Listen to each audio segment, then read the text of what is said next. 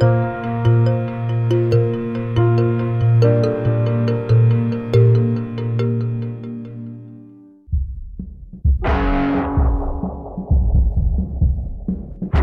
computer hacker group Anonymous is claiming tonight that it took down the website of the Federal Appeals Court in San Francisco this afternoon.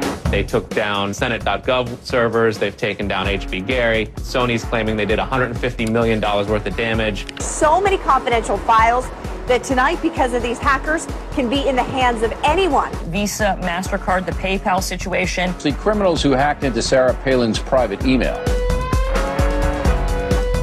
The Church of Scientology says Anonymous is a cyber terrorist group of religious bigots. Anonymous and this other group called Lulz Sec. They seem to be wanting to prove a point. Anonymous kind of was like the big, strong, buff kid who had low self-esteem. And then all of a sudden punched somebody in the face and was like, holy shit, I'm really strong. And Anonymous calls itself the final boss of the internet. And sometimes it proves to be really fucking true. You are going to violate the freedoms of the internet, you certainly better watch the fuck out. They are kind of the rude boys of activism. There's a real rough edge to them, which I think also is one reason why they garner so much love and hate from people, too. They represent a certain sort of chaotic freedom. Individual, young, nameless, faceless folks are having geopolitical impact. I mean, it's both exhilarating to realize that and terrifying to realize that. It kind of depends on how that power is wielded. We are legion. We do not forget. Expect us.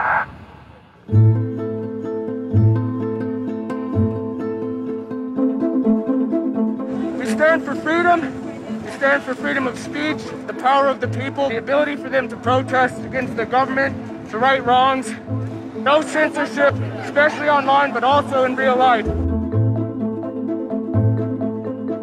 We have members throughout society and all stratas of it worldwide. Yet we have no leadership. It's one voice. It's not individual voices. That's why we don't show our faces. That's why we don't give our names. We're speaking as one, and it's a collective. Good timing. I would love to live in a country where the government fears its citizens and not the other way around. But right now, plenty of anonymous actors are in hiding because of fear of reprisals by the government. I've been called many things. There's unpatriotic. That we're just a bunch of children sitting in our parents' basement. I got called a terrorist sympathizer. We've been called kids, we've been called cyberbullies, we've been called hooligans, and you know, sometimes those words aren't entirely unfair, but this is a serious political movement. No one, in the general public really seems to get it. What they don't seem to get is that the ability for Anonymous to be everything and anything is its power. Anonymous is a series of relationships, hundreds and hundreds of people who are very active in it and who have varying skill sets and who have varying issues they want to advance and who are collaborating in different ways each day. They're a little bit like a prism or kaleidoscope. They've got many different facets and many different sides. Of course, when you spend enough time with them, you start to get a sort of feel or texture that's not just random, right? Yet it's very multifaceted, very rich, which does span from the quite lighthearted to the very, very serious. Bob Dylan had a line in a song just saying, to live outside the law, you must be honest. They might do something which isn't technically correct, maybe it's not legally correct, but they're doing it for purposes that in their minds at least are ethical. People who know what they're doing, who share an ethos, who have a commitment to exposing and humiliating the man, who have a very low tolerance of lies and what they perceive as evil on the part of overweening power structures. They share information, they share tools and techniques, and they are currently having a very good time. The hacker culture, as we know it, really sprang from one place. It was MIT, and it was specifically the people in the Model Railroad Club, the Tech Model Railroad Club. Hacking originated as humorous pranks. When the guys at MIT put a Volkswagen up on top of the dome of the building, and people woke up and saw the car up there in the morning, or they measured a bridge by the body lengths of somebody. I would say his name was Brian, and discovered the bridge over the Charles River was, 822 Brians. These are funny things. That's where hacking originated, and it migrated into engineering and computer communities. It's witty, it's pranks. I'm Chris Weishopel, former member of the Loft. We don't necessarily say hacking group because it makes it sound like we're hacking, so we used to call it a hackers think tank. Hacktivism was a term coined by a group called Cult of the Dead Cow. The Cult of the Dead Cow was really kind of sort of like a propaganda type of organization. They had a guy who's the minister of propaganda. They're kind of merry pranksters. Like everything they did was completely over the top. One of the guys there coined the term hacktivism because he saw one of the things his group was doing, which he called hacktivism, was writing software that people in other countries could use to communicate securely, even if their government was spying on them. So the principle was really, it was freedom of expression. It was everyone should have access to the internet. Everyone should be able to communicate and get their message out on the internet. Even more important in countries where there was repressive regimes, that if you said something against the regime, they would come and take you away, and you weren't saying it anymore. Just like in traditional activism, it spans the full gamut from sit-ins or pickets to actually spiking trees and pouring sand in the engines of construction vehicles. I mean, there's real sabotage. The same thing does all fall under the hacktivism label. There is a spectrum. There's sometimes a strong anarchist flavor to it as well. It's resistance to authority and those who would impose groupthink and group behavior on people, which was rightly perceived to be a consequence of the digital revolution as it was used by people in power to do hacking on behalf of righteousness and to redress the grievances of the world. Lance lowered Don Quixote on his horse, nag though she was, flying at the windmills of modern life. Anonymous grew out of what's known as 4chan. And essentially, this is just a website where people can upload images and you don't actually give your name. It's just sort of anonymous. When you look at 4chan, you're often surprised because it looks like a site from like 1995 or something. The idea is very simple. You post a comment and you post a picture. And you can post under your name or anonymously. And it's separated into boards about particular topics. So there's topic on anime, there's topic on weaponry. There's like a 4chan board for origami, and you just upload interesting pictures of origami.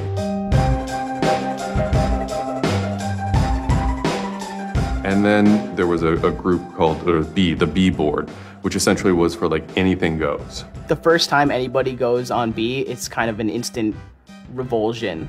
Because there's never a time that you go on there where you don't see something horrible. That instantly puts off a lot of people. The idea is post something that can never be unseen. Half of the posts on B are there specifically to make people not want to come back to B. It's what you get when people are allowed to express themselves with absolutely no restrictions whatsoever. It's the kind of sum of human imagination when people can get together and think together without any limits or parameters. It's the most vile, disgusting, and funny thing on the internet.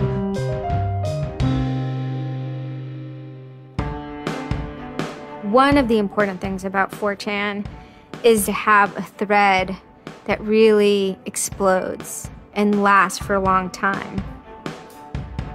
If it doesn't, then it disappears. It's a site that's not archived. So it creates conditions for anything that grabs attention at some level. And so humor and grotesqueness as a result are quite good for that. I'd rather just be referred to as anonymous, I guess, in the interviews, because I have some docs out on me. 4chan's just where I went to. I grew up on it and I lived there. That's just what I did for fun. It takes a thick skin to enjoy it. But, you know, as long as you're not offended, you'll occasionally come into something really cool or really creative on 4chan. I think the most interesting thing about it is how you can watch memes evolve. You'll see something posted one day, and then a week later it's got 50,000 derivatives of it. A meme is basically just an idea. It's kind of like a gene, but in the realm of the idea. A lot of the great internet memes that we all know and love, you know, lolcats, right? You know, little cats doing funny things, and then they have, you know, Icon has cheeseburger, right? All that stuff seems to start in this like petri dish that is 4chan B-board.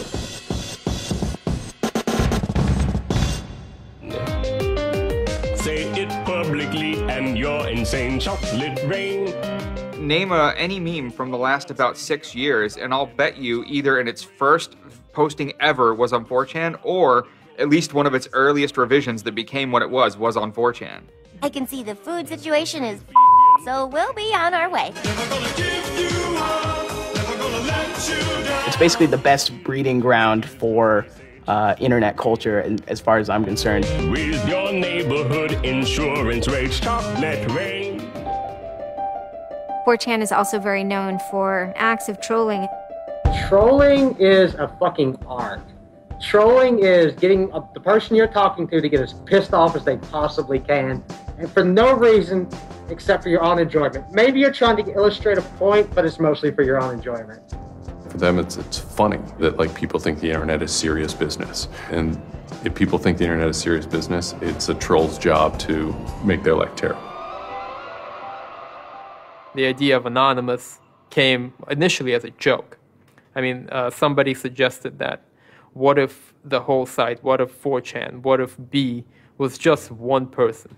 And what if that's just one guy called Anonymous sitting somewhere and you're just reading all these posts by one guy? And it kind of looked like that from the outsider's perspective. I mean, there's no way to tell the difference. It might as well be one guy. Fox News did a very famous segment about it. They call themselves Anonymous. They are hackers on steroids, treating the web like a real-life video game, sacking websites, invading MySpace accounts, disrupting innocent people's lives. And if you fight back, watch out. Destroy. Die. Attack. Threats from a gang of computer hackers calling themselves Anonymous. I've had 7 different passwords and they've got them all so far. Anonymous hacked his site and plastered it with gay sex pictures. His girlfriend left him. She thought that I was cheating on her with guys. As long as I can think back, Anonymous have done some pretty off-color things in the name of getting cheap laughs, you know. But, I mean, that's part of the culture. They get what they call lulz. Lulz is a corruption of LOL, which stands for laugh out loud. Anonymous gets big lulz from pulling random pranks. For example, messing with online children's games like Habbo Hotel. Habbo Hotel was this online community where you had an avatar and you walked around and talked to other people. It was kind of like an early version of, you know, World of Warcraft or Second Life or any of those virtual worlds. What the people on B did was invade Habbo Hotel, created, you know, thousands of avatars. They all had this one uniform of a black guy with a big afro wearing a black suit.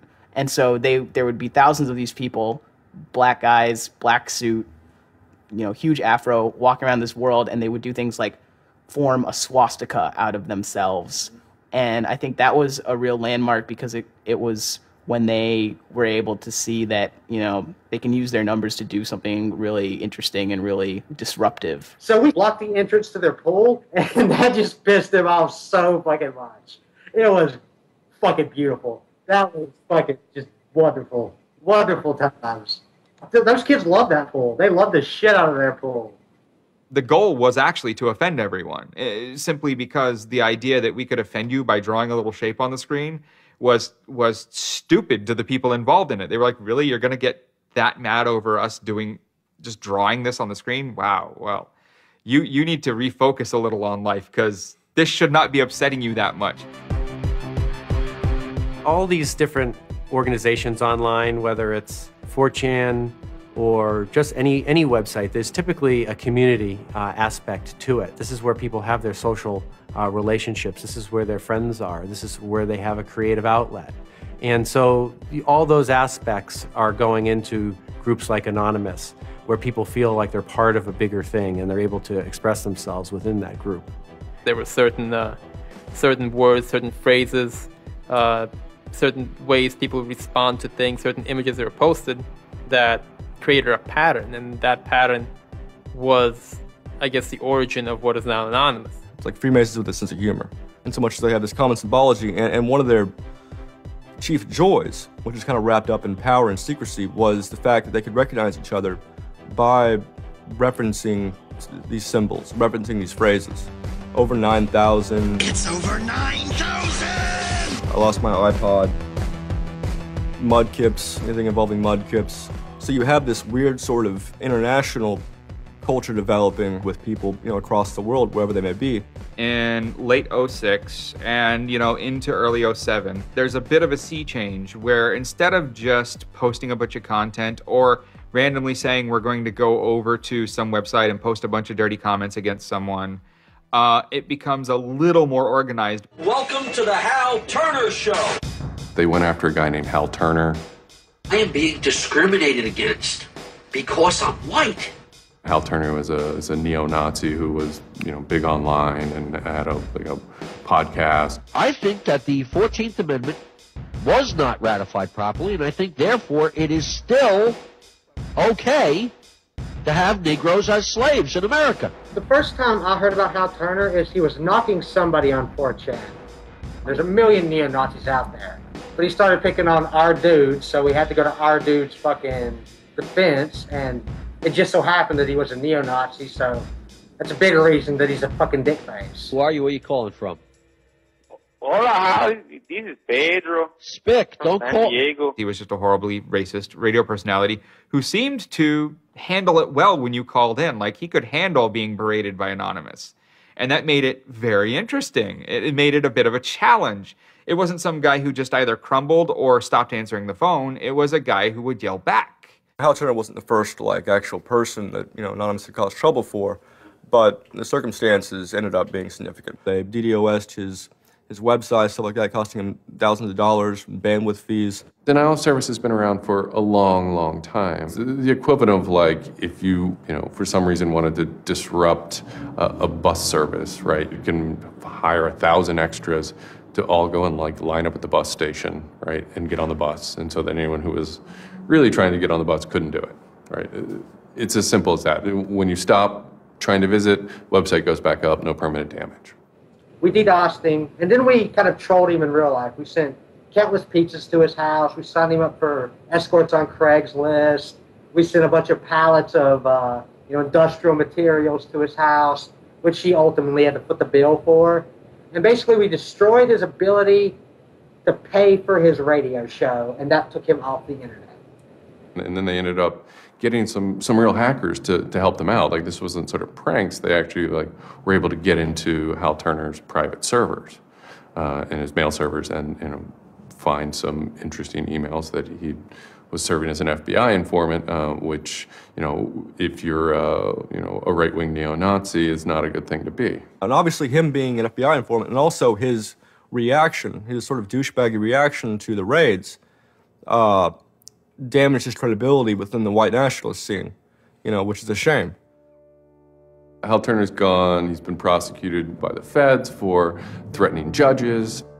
What follows is a period of confusion and anger in which, the original Anonymous people, the sort who want to keep Anonymous as this nihilist little, ridiculous group, are upset that now, that the most terrible thing on the internet is now becoming a force for good all of a sudden. I'm Mike Vitale, and my handle is Seth Dude. Now, this is January 2008. Anonymous is strong now. We're not a little dinky fucking group anymore. This is millions of people worldwide, and we're watching. And then Scientology stepped in with a big target on its chest. A video came out of Tom Cruise. It was supposed to be an internal Scientology video, talking about secrets of Scientology.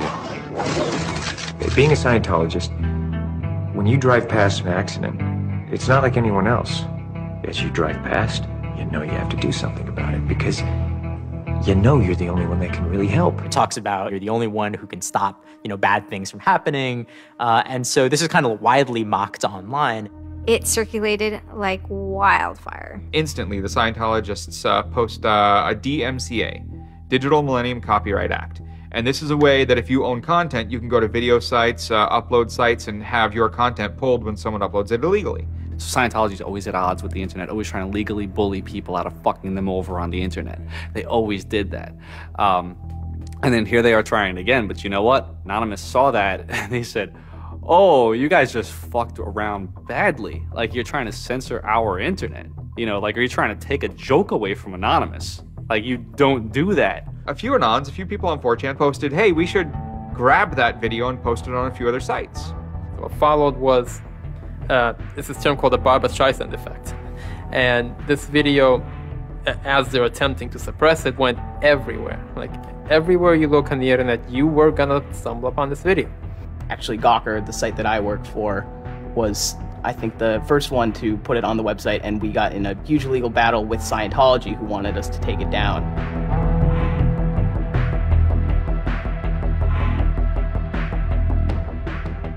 Scientology is an interesting target because in some ways it's the perfect inversion of what geeks and hackers value. At so many different levels: science fiction, intellectual property, discourses of freedom, science and technology. It's very proprietary, it's closed. And so in some ways, if you had something like a cultural inversion machine and you stuck geeks and hackers in there, you'd get something that looks a lot like Scientology. So it's quite offensive, and there's a real pleasure in attacking your perfect nemesis. And people who knew what Anonymous was to begin with were like, oh my God, Anonymous is going to go to war with Scientology. This should be really interesting. Especially because it's two weird-ass groups. I mean, I've been an Anon for a long fucking time. I know Anonymous is really strange. They're weird, and the stuff we like is weird, and it's really not mainstream at all. Now you have Scientology. Also really weird. A lot of crazy shit goes down. Anybody on the outside who's seeing this is going, let's watch these two retards fight. Like, both their pants are going to fall down, they're going to triple, and it's going to hurt everybody, and it's going to be hysterical. And then that's when 4chan kind of reared into action, really reared into action. And they started to troll the Church of Scientology. And this took the form of pranking the Dianetics hotline, ordering pizzas. I go to call them on the phone, and it's busy. And that's their main fucking Dianetics hotline. Their Dianetics 800 number, you can't get through because Anons have completely fucking clogged it. And just probably saying stupid shit. The whole idea was just you call them just to keep them on the phone. What's an Elron? How do I Dianetics my face? They were not expecting that, and they couldn't handle it. I'm Brian Mettenbrink.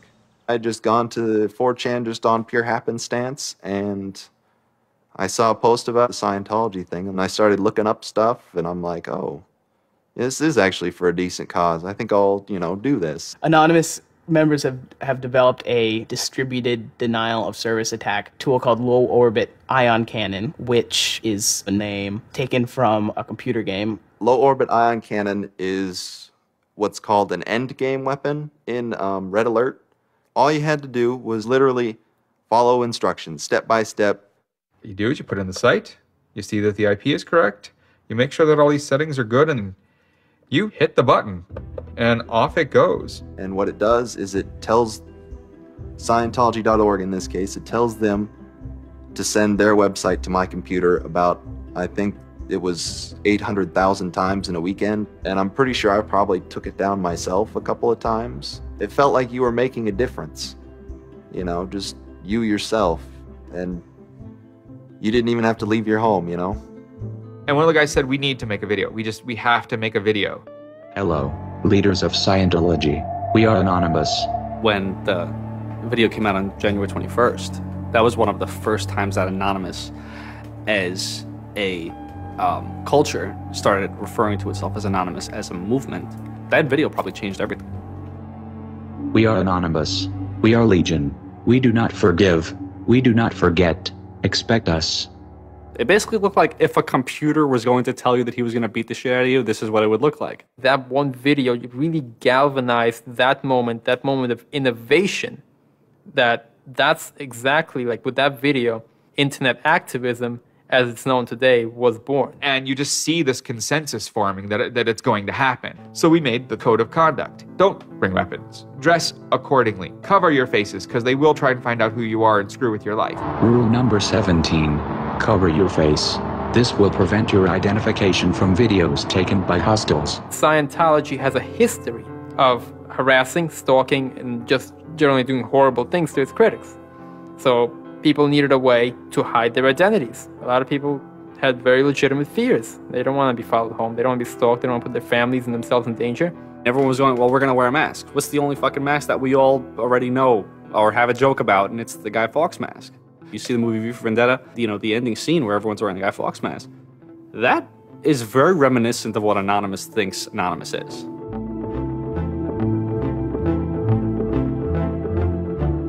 We wanted to represent anonymity in some way when it moved into real life. I think that the Guy Fawkes mask was one of the most natural things to happen. It is the idea that none of us are as cruel as all of us. You have this massive crowd of people who are anonymous that is going to fight against a bigger thing and win.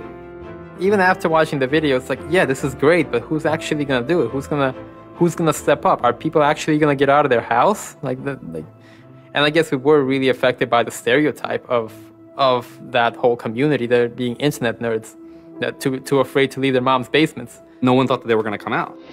This is me on the way there. I haven't slept. I'm very fucking tired. And I remember going to the park that day, and it's really fucking early in the morning, which I thought was a bad idea. And I'm smoking a cigarette, and I'm looking around like, where the fuck is everybody? There's nobody here. So here I am, sitting in Bryant Park, waiting for the other announce to show up. I remember thinking like, oh fuck, like, am I gonna be the only one in the park? Am I gonna walk to Scientology with fucking 6 or 7 people? Which totally defeats the entire purpose of this, because now they could single me out, you know? Then I get up and I start walking around and I see there's a lot of green balloons over there for some reason. On the other side of the park, there was like fucking 200 people. There was Guy Fawkes masks everywhere. And I'm like, holy shit, this is huge. There's a fucking lot of us. That's pretty good. I had no idea how many Anons there were until we started moving. And it just fucking got bigger. I remember walking through Times Square, and everybody in Times Square was an Anon. This is like a fucking 1,000 person per like fucking minute foot traffic area. And everywhere I'm looking, I'm seeing fucking Anon symbols. It was fucking wild. It was really wild. This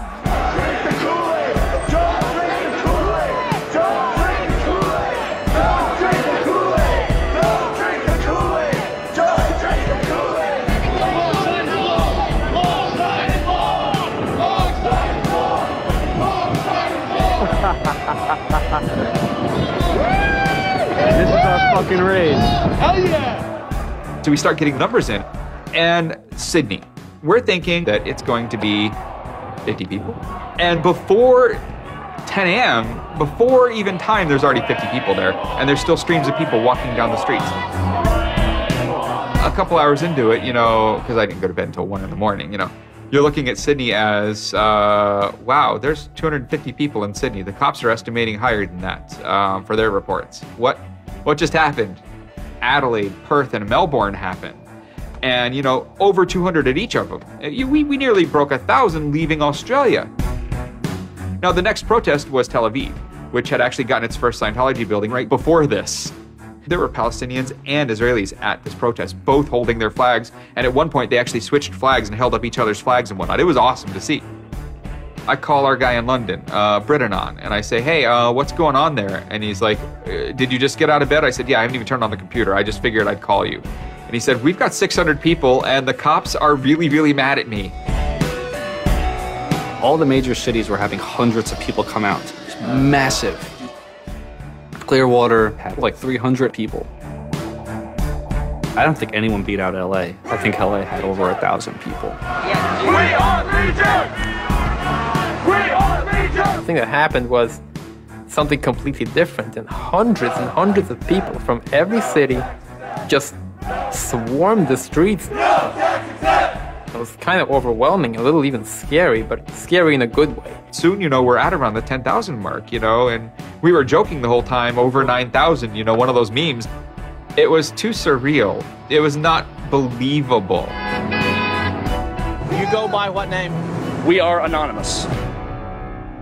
It was very empowering, especially after people saw the thousands of people showing up. This was it. We owned the world at that point. We all met each other. The idea of an Anon is you're fucking alone until you get to 4chan, and then these people all think like you, And all of a sudden, you're not alone. You are with fucking 500 others, They all know the same jokes as you. They all clearly have similar interests as you. Here's your culture. You meet your own people finally. It's perhaps a little surprising. It's not just preteens or teenagers. There's a far more even mix of males and females than you would imagine otherwise. And there were a lot of these so-called guys who weren't socially good. They were very awkward. They still lived at home at 23, half of them virgins. And I'll tell you, the amount of those people who got laid from these protests happening is in the thousands that would not have for years probably. That's why those protests were so important. It was a chance to finally meet other people that were previously anonymous and unknown, and hence it was the moment of the end of their anonymity. Scientology, they kind of fought back, so to speak. They posted stuff online. While claiming they are peaceful, in less than 3 weeks, anonymous members made or encouraged 8,139 harassing or threatening phone calls, 3.6 million malicious emails, 141 million hits against church websites, 10 acts of vandalism, 22 bomb threats, and 8 death threats against members and officials of the Church of Scientology. They wanted to find me. They did.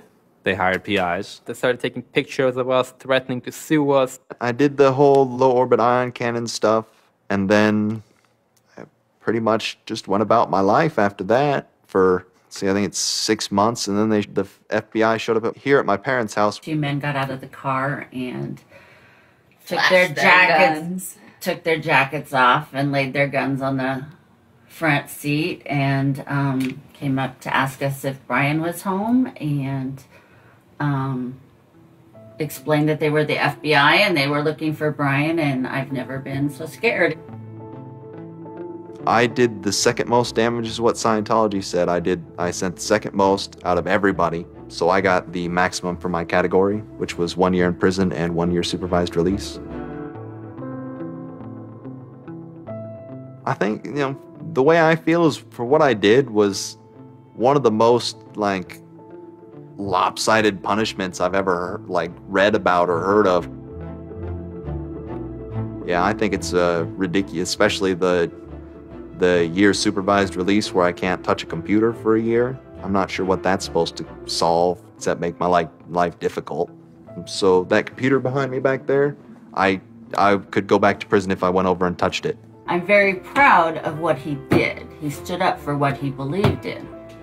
I never would even dream of hurting anybody, It's just not me.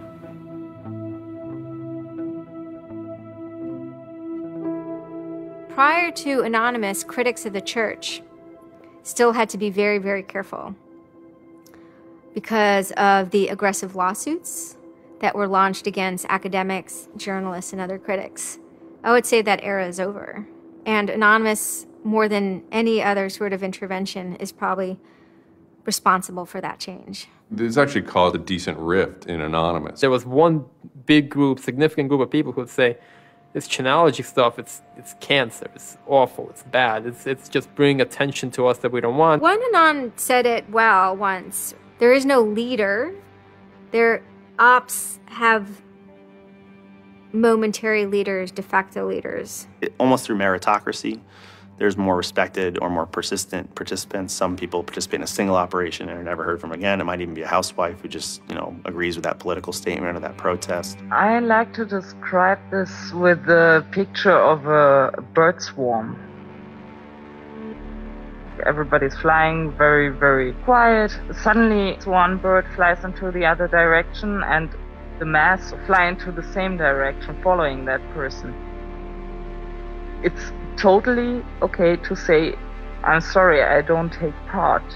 When Chronology was running full force, it was like a kid stretching for the first time and actually seeing the real power.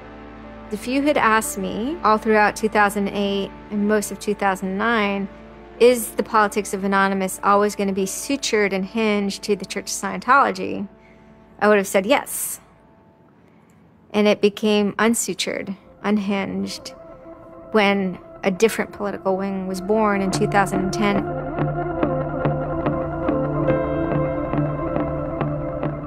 It is our task to find secret, abusive plans and expose them where they can be opposed before they're implemented. The interesting thing about someone like Assange is that he actually also sprang from, a hacker culture. It's a mentality of spreading information. Julian was Mendax. He was the greatest hacker that ever walked the face of the earth when I was a kid. I mean, they rumored he could move satellites around in space by hacking into NASA. Maybe it never happened, but it was a myth that kept young kids like me wanting to plug a computer into a modem and see if I can move some satellites around. WikiLeaks is an instantiation of the hacker ethos. Truth wants to be free, and we want to liberate it. WikiLeaks released a huge trove of diplomatic cables. There was a lot of controversy from every quarter of society. The WikiLeaks website released nearly 400,000 secret U.S. files on the Iraq War late today. It was the largest leak of classified U.S. files in history. There was one particular moment that really sparked the fire, and this was when PayPal, MasterCard, and Amazon pulled services for WikiLeaks. So all of a sudden, there's no way to actually process donations to WikiLeaks. And then people went and found neo-Nazi groups. Visa and MasterCard were perfectly fine with you being able to PayPal being able to make donations to them. But WikiLeaks, no. I think WikiLeaks is doing a good thing. It's just a total hypocrisy. They got their little fucking banking mafia to fuck, WikiLeaks over. People were incredibly angry. There was a real sense of rage. Anonymous DOSed PayPal. They were pissed. The numbers of participants were massive, massive. And they managed over the course of a couple of days to disable the websites of MasterCard and PayPal. It was beautiful. Because what you had is people finally stood up for something.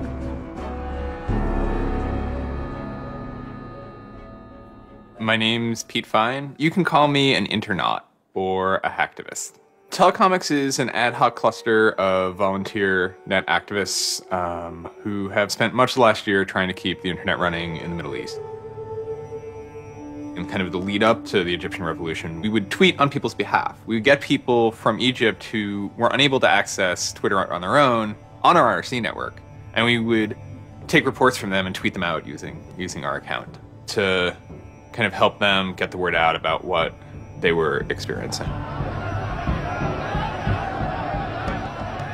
Some of this shit is personal. And one of the things about the movement as a whole, when Egypt rolled around, is that Egypt broke us emotionally. Watching in real time with live feeds that we helped set up, Egyptians get massacred with machine guns. It was different, and I have never in cyber activism wept before. It's never bothered me like that. It's never been able to touch me the way Egypt touched me.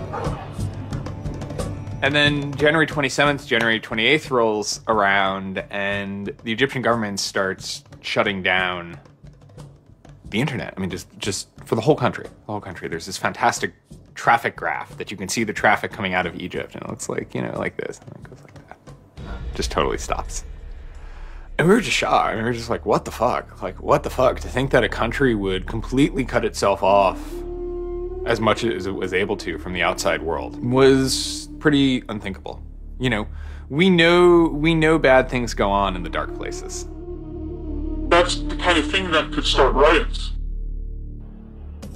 I think when Mubarak did what he did, I think it really upset people here as well as in the Middle East. I put myself in their place, and I found myself in a desert of nothingness because he just wiped out everything that my world incorporated. That just showed me and everybody else that the same thing can happen at any time, at anywhere, in any government. Anonymous and the people on the internet stood up and said, go fuck yourself. You want to shut down their internet? Fine. The people on the internet will show them how to turn it back on. A lot of my friends helped with encryption, helped people on the ground in those countries validate SSL keys and certificates, and really showed them how to subvert their government and become free.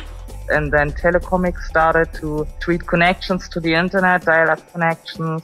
In Egypt, the care package we put together included some kind of our comms information, the ham radio and dial modem details. In total, we helped coordinate and run about 500 dial-up modem lines. We also Googled up treatments for tear gas and other kind of basic medical treatment and found folks who could translate that into Arabic. Sort of put this together in a nice one-page PDF and fax, and off it goes. President Hosni Mubarak has decided to step down from the office of President of the Republic.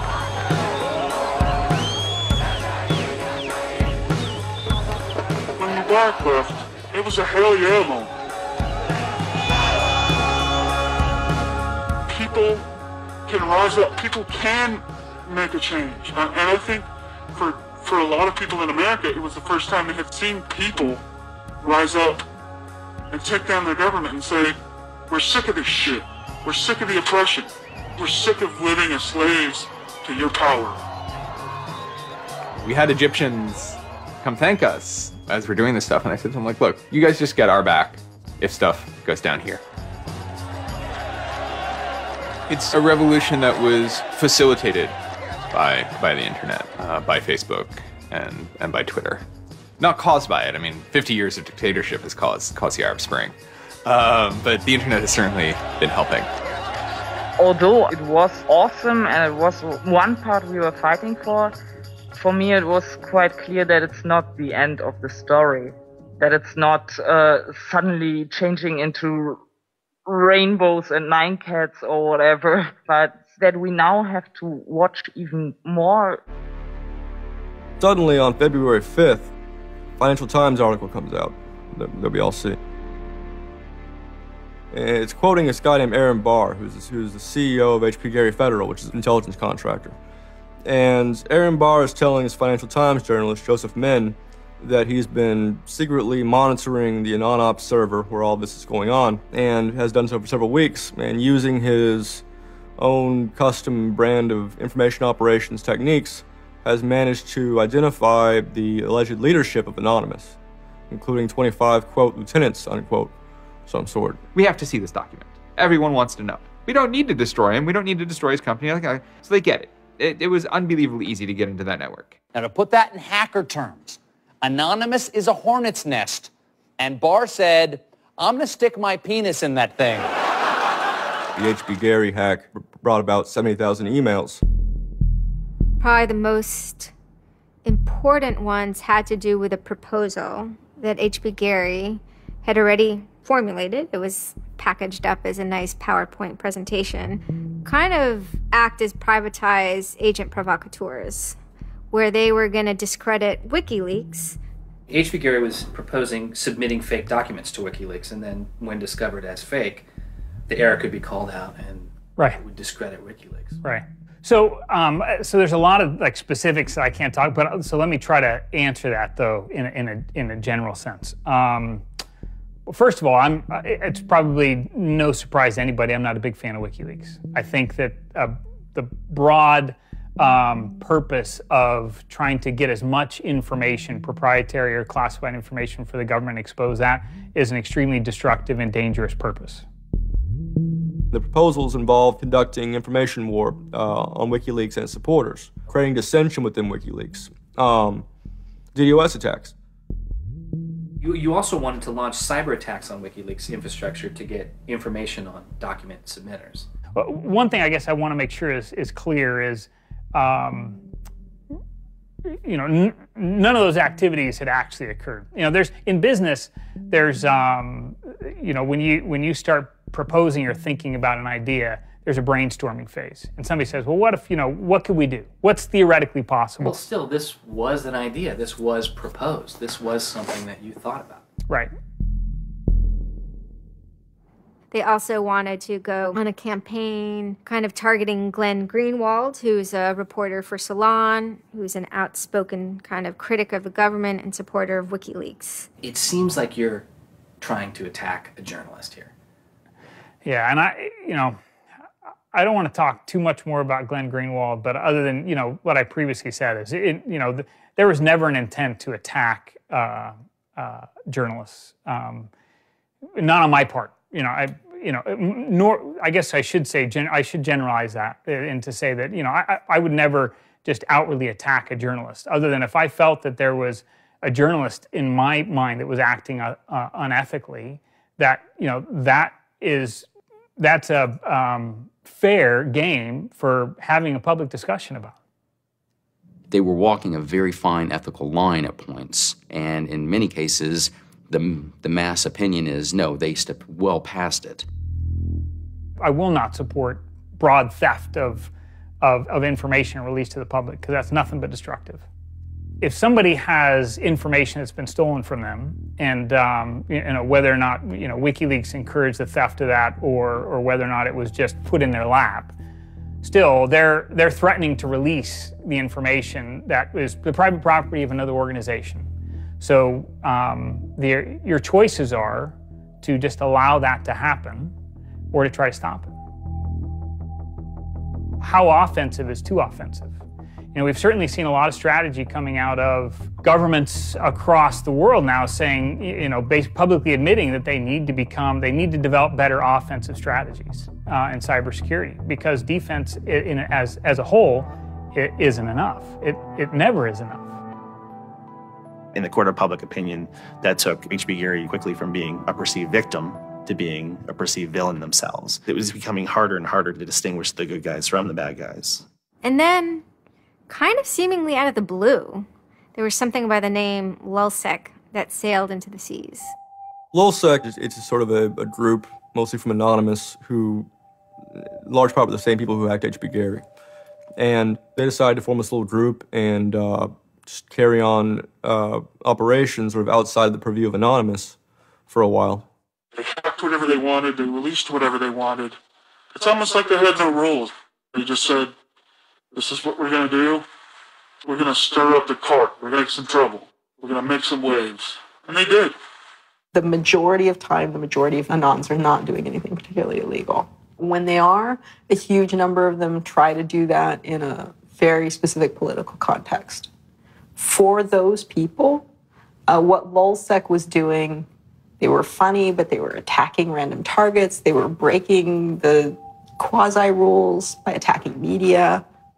PBS's Frontline runs a documentary mainly focused on Bradley Manning, the alleged leaker to WikiLeaks. And a lot of Bradley Manning supporters didn't like it. They hacked a website putting a story that Tupac and Biggie had kind of escaped the world of celebrity fame and attention and retired quietly and discreetly in New Zealand.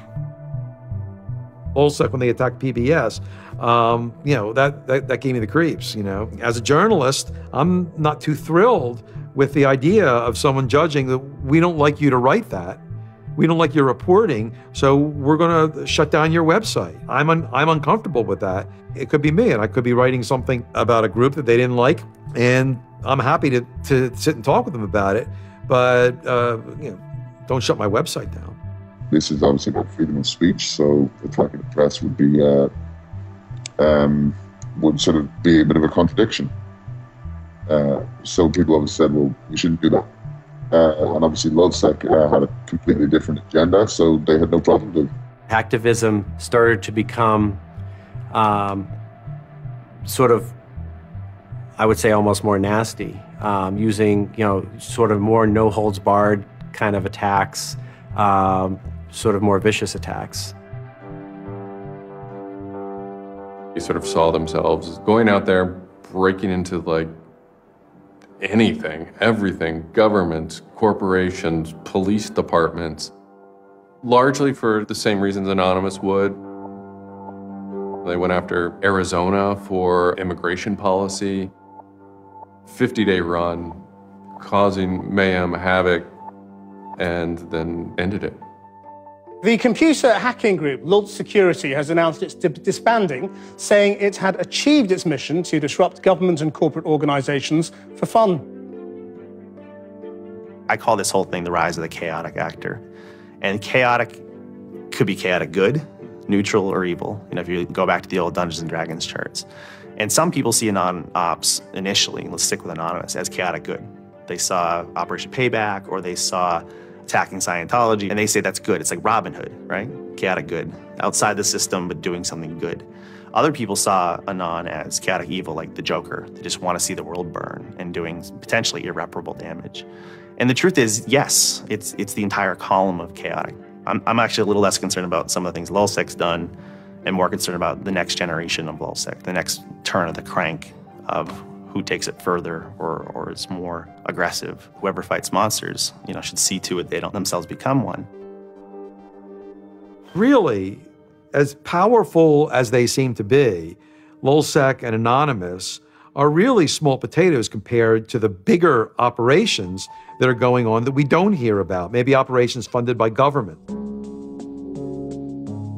16 people were arrested today, but dozens of FBI agents targeted alleged members of the loose-knit hacking group.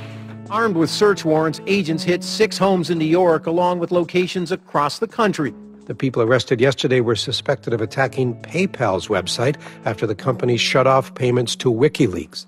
Defenders of the hackers say they're merely engaged in civil protest, but FBI officials worry the disruptive cyber attacks could move in a more dangerous direction. So the FBI shows up at 6 in the morning, and it was really obnoxious. And I remember being frustrated and angry because there was nothing that I had done that would have justified an FBI search warrant. They came and guns blazing and all this other good stuff, busted down the door. I immediately just dropped down on the floor, 180, didn't want nothing. I wasn't trying to fight nobody. Even if you accept what the government is saying is true, what is important is that people are participating in the process. It is very much the process. It is sitting in a counter in Selma, Alabama, 500 Freedom Riders refusing to allow people to go and sit in at a segregated lunch counter. They write books about that stuff. It is demonstrating at a street corner saying no to a war. It's just a different, it's just a different vehicle. It's the same result. There's always going to be legal consequence when you decide to break the law. That comes with the territory. And it would be naive not to expect that. The question is whether the punishment will be proportional to the crime. And I suspect it might not be. People will be watching very closely to see how these cases proceed, on what grounds, and whether there's any room during the trials to think, especially of the denial of service attacks, as a legitimate form of protest. So much of our lives are now configured, at least in part, on the internet. So we better start thinking about how we claim parts of the internet as spaces that we can also protest in. There is a certain online culture that believes in certain values, like freedom of expression. They're against corruption. They're against governments controlling their citizens. And when they see those values harmed in some way by some organization, the hacktivists strike back. I don't think this whole issue is a technical hacking thing. This is more about, human philosophy and psychology. What's motivating us? Why is there so much unrest or disenfranchisement or anger that would lead people to want to take matters in their own hands and join these? Whether you think it's bad or not is irrelevant. It's not going away. The part of me that likes the ability to have rapid destabilization and change loves this. The part that knows how powerful it is means it's a force multiplier for good or for evil. And how that power is wielded and how we want to self-regulate is going to be the most deciding factor in if this is a menace or a benefit. I certainly don't think most of the conversations in law enforcement or the government are informed enough to know how to deal with this. I suppose the question you really want to ask is, would I do it again? And honestly, after thinking about it, I felt that I did what was right. I had a belief, I still do, that what I did was the right thing, and hopefully someone got some good out of it. You know, I'd love to think that maybe I stopped someone from joining a cult, you know. Probably wouldn't tell on myself next time, but, you know, I don't think I would have changed a single thing other than the whole talking to the FBI thing. Just that little Yeah, just the little detail that kind of changed everything, yeah. I'm angry. Occasionally I have small breakdown moments of terror, but I haven't stopped believing what I believed. I haven't stopped wanting to fight. I haven't stopped caring. Show me what democracy looks like! Show me what democracy looks like! There's a lot of people in Anonymous who feel very deeply and very sincerely about their contribution towards democracy around the world. And I think that's one of the main things that I'm most proud of about Anonymous. There are things that I'm not proud of about Anonymous, but we stand against censorship and we stand against oppressive governments, even our own. It's a very noble thing. And history teaches us that change simply doesn't come with flowers. It doesn't work. No? If they say I'm a criminal, damn, well, then I will be one.